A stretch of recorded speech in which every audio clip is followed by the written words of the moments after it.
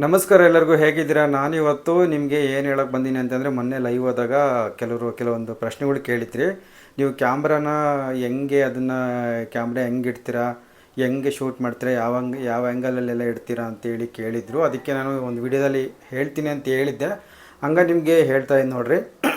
ನನ್ನ ಹತ್ರ ಇಂಥದ್ದೊಂದು ಮುರುಕ್ಲು ಟ್ರೈಪಾಡ್ ಐತೆ, ಅದು ಮುರಿದೋಗೈತೆ. ಅದಕ್ಕೆ ನಾನು ಟೇಪು ಗೀಪೆಲ್ಲ ಸುತ್ತಿ ಒಂಚೂರು ಬೈಬಾಕ್ಸ್ ಕೆಲಸ ಮಾಡೋಕ್ಕೆ ಇಟ್ಕೊಂಡಿದ್ದೀನಿ.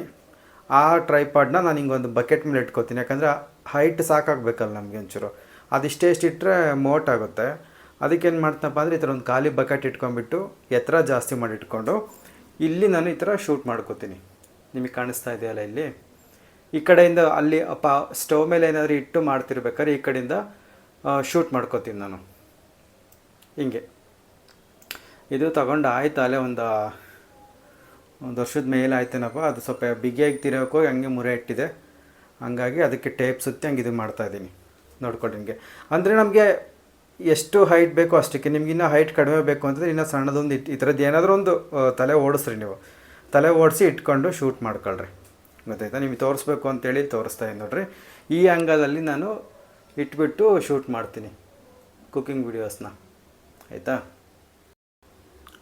ಆಮೇಲೆ ನೋಡಿರಿ, ನಾನು ಈ ಒಂದು ಆ್ಯಂಗಲಲ್ಲಿ ನೋಡಿ, ನಿಮ್ಮ ನೋಡಿರ್ತಾರೆ, ನಾನು ಈ ಕಡೆ ಇಟ್ಕೊಂಡಿರೋ ಮಿಕ್ಸಿ ಜಾರಿಗೆ ಹಾಕ್ಯಂಬೋದು, ಇಲ್ಲದ್ರೆ ಹತ್ರ ಹೆಚ್ಚ ಮಾಡ್ಕೊಂಡು ನಿಂತಿರ್ತನಲ್ಲ, ಅವಾಗ ಏನು ಮಾಡ್ತೀನಪ್ಪ ಅಂದರೆ ಆ ಟ್ರೈಪಾಡು ಮತ್ತು ಮೊಬೈಲ್ನ ಆ ಕಡೆ ಪ್ಲೇಸ್ ಮಾಡ್ಕೊಂಡಿರ್ತೀನಿ. ಯಾಕಂದ್ರೆ ಜಾಗ ಇಲ್ಲ ನಮಗೆ, ಸ್ಟವ್ ಇರೋದೇ ಅಷ್ಟು, ಮತ್ತು ಆ ಕಡೆ ಈ ಕಡೆ ಜರುಗ್ಸೋಕ್ಕಾಗಲ್ಲ. ಅದಕ್ಕೆ ಏನು ಮಾಡ್ತೀನಪ್ಪ ಅಂದರೆ ಈ ಥರ ಅದೇ ಬಕೆಟ್ ಈ ಕಡೆಗೆ ಇಟ್ಟು ಟ್ರೈಪಾಡಿಗೆ ಮೊಬೈಲ್ ಸಿಕ್ಕಿಸಿ ಹಿಂಗೆ ಶೂಟ್ ಮಾಡ್ಕೊತೀನಿ, ಇಲ್ಲಿ ಕೆಳಗಡೆ ಶೂಟ್ ಮಾಡ್ಕೊತೀನಿ.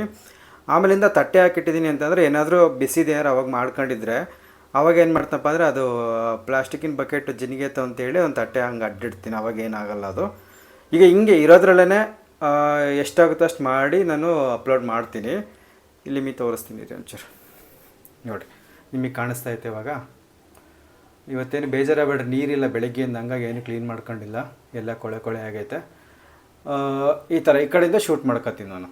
ಇಲ್ಲೇನಾದರೂ ಮಾಡೋದಿದ್ರೆ ನಾನು ಇಲ್ಲಿ ಇರೋ ಐಟಮ್ಸ್ಗಳಿಗೆ ಇದು ಮಾಡ್ಕೊತೀನಿ ಅಷ್ಟೇ. ಸ್ವಲ್ಪ ಹೈಟ್ ಕಡಿಮೆ ಬೇಕು ಅಂತಂದರೆ ಇನ್ನೊಂದು ಸಣ್ಣದು ಏನಾರ ಒಂದು ತಟ್ಟೆ ಎಂಥದ್ದು ಸಣ್ಣ ಬಕೆಟ್ ಏನಾರು ಇಟ್ಕೋತೀನಿ, ಹಂಗೆ ಹಿಂಗೆ ಇಟ್ಕೊಂಡು ಹಿಂಗೆ ಶೂಟ್ ಮಾಡ್ಕೋತೀನಿ ಅಷ್ಟೇ. ನಾನು ಜಾಸ್ತಿ ತುಂಬ ತಲೆ ಕೆಡಿಸ್ಕೊಳ್ಳೋಕ್ಕೋಗಲ್ಲ. ಆ ಟೈಮಿಗೆ ಏನು ಬೇಕು ಎಷ್ಟು ಬೇಕೋ ಅಷ್ಟು, ಏನು ತಲೆಗೆ ಏನು ಬರುತ್ತೋ ಅದನ್ನು ಮಾಡಿ ನಡಿ ಅಂದು ಅಪ್ಲೋಡ್ ಮಾಡಿ ನಡಿ ಅಂತೀನಿ ಅಷ್ಟೇ. ಆಮೇಲೆ ನೋಡಿರಿ, ಆ ಬಕೆಟ್ ಹೈಟು ತೀರಾ ಎತ್ತರಕ್ಕಾತಪ್ಪ, ಯಾಕೋ ಸರಿ ಬರ್ತಿಲ್ಲ ಅಂತ ಅನ್ಸಿದ್ರೆ ಏನು ಮಾಡ್ತೀನಿ, ಯಾವ್ದಾರು ಕುಕ್ಕರ ಪಾತ್ರೆನ ಹಂಗಿಟ್ಟು ಅದಕ್ಕೊಂದು ತಟ್ಟೆ ದಬಾಕಿ ಮತ್ತೆ ಹೈಟ್ ಕಡಿಮೆ ಮಾಡ್ಕೊಂಡು ಹಂಗೆ ಇದು ಮಾಡ್ತೀನಿ ಅಷ್ಟೇ. ನನ್ನ ಹತ್ರ ಏನು ತುಂಬ ಆಧುನಿಕವಾದಂಥ ಎಕ್ವಿಪ್ಮೆಂಟ್ಸ್ ಯಾವೂ ಇಲ್ಲ, ಇರೋದ್ರಲ್ಲೇ ತಲೆ ಓಡಿಸಿ ಮಾಡ್ಕೊತೀನಿ ಅಷ್ಟೇ. ನಾನು ತಲೆಗೆ ಹೊಡೆದಿದ್ದು ಮಾಡ್ಕೋತೀನಿ. ಆಮೇಲೆ ಯಾರು ಬೈಕ್ ಹೋಗ್ಬಿಟ್ಟಿದೆ ಅಂತ ತಲೆವೈಕೆ ಆಗೈತೆ ಅಂತೇಳಿ ಇಷ್ಟೇ. ಹೈಟ್ ಕಡಿಮೆ ಬೇಕು ಅಂತಂದರೆ ಹಿಂಗೆ ಅದಕ್ಕಿಂತ ಚಿಕ್ಕದಿರೋದು ಏನೋ ಒಟ್ಟು ನನಗೆ ಅವಾಗ ಹೆಂಗೆ ಸಿಗುತ್ತೆ ಹಂಗೆ ಇದು ಮಾಡ್ಕೊಂಡು ಹಿಂಗೆ ಮಾಡ್ಕೊಳ್ಳೋದು ಅಷ್ಟೇ. ನಿಮಗೆ ಕಾಣಿಸ್ತೈತಾ ಇಲ್ಲಿ ಇಷ್ಟು. ಆಮೇಲಿಂದ ನೋಡಿರಿ, ಇಲ್ಲಿ ಹಿಂದ್ಗಡೆ ಸ್ಟೋವಿಂದ ಕಾಣಿಸಿದ್ದೀನಲ್ಲ ವಾಲ್ಪೇಪರು, ಇದು ಉಳಿದಿದ್ರಲ್ಲಿ ಇನ್ನೊಂದೆರಡು ಕೆಲವೊಂದು ಡಿಸೈನ್ ಮಾಡಿದ್ದೆ, ಅವನು ತೋರಿಸ್ಬಿಡ್ತೀನಿ. ಅದು ಯಾಕೆ ತೋರಿಸ್ತಿದ್ದೀನಿ ಅಂತ ನಾನು ನಿಮಗೆ ಹೇಳ್ತೀನಿ. ಆ ಕಾಫಿ ಕಲರ್ದೊಂದು, ಇದೊಂದು ಇಲ್ಲಿ ರೆಡ್ ಕಲರ್ ಒಂದು ಐತೆ ನೋಡಿರಿ, ಅದು. ಆ ಮೂರನ್ನು ವೇಸ್ಟ್ ಉಳಿದಿದ್ರಲ್ಲಿ ಏನೆಲ್ಲ ಡಿಸೈನ್ ಮಾಡಿದ್ದೀನಿ ಅಂತ ತೋರಿಸ್ತೀನಿ ಬರ್ರಿ. ಅಲ್ಲಿ ನೋಡಿರಿ, ಕಾಫಿ ಕಲರ್ದಲ್ಲಿ ಉಳಿದಿರೋದ್ರಲ್ಲಿ ಬಲ್ಪ್ ಇದೆಯಲ್ಲ, ಬಲ್ಪಿನ ಸುತ್ತಾನೆ ಏನೋ ನನಗೆ ತಲೆಗೆ ಹೊಡೆದು ಡಿಸೈನ್ ಮಾಡಿದ್ದೀನಿ. ಆ ಥರ ಡಿಸೈನು, ಅದೊಂದು ಡಿಸೈನ್ ಮಾಡಿದ್ದೀನಿ.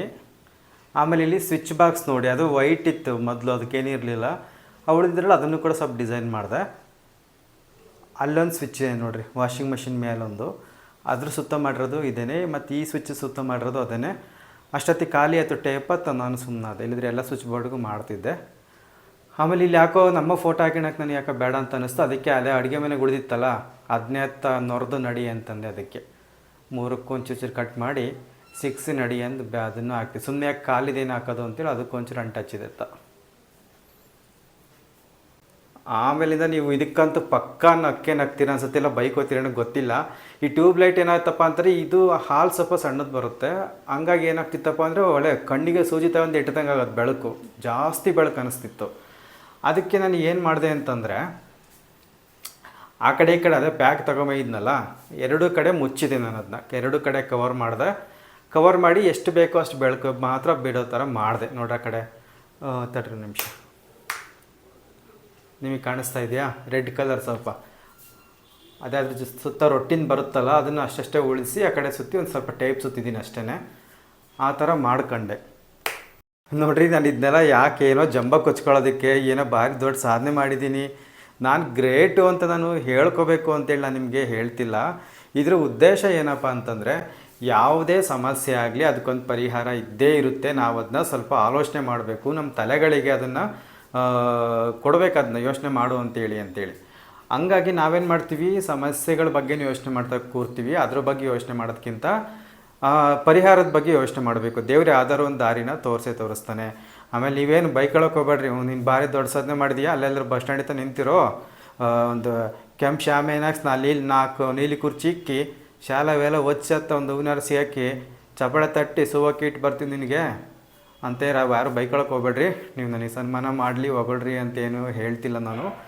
ಜೀವನ ಅನ್ನೋದು ತುಂಬ ಸರಳವಾಗಿದೆ. ಅದನ್ನು ನಾವು ಕಷ್ಟ ಮಾಡ್ಕೊಳ್ಳೋದು ಬೇಡ. ಎಲ್ಲ ಸಮಸ್ಯೆಗಳಿಗೆ ಪರಿಹಾರ ಇದೆ.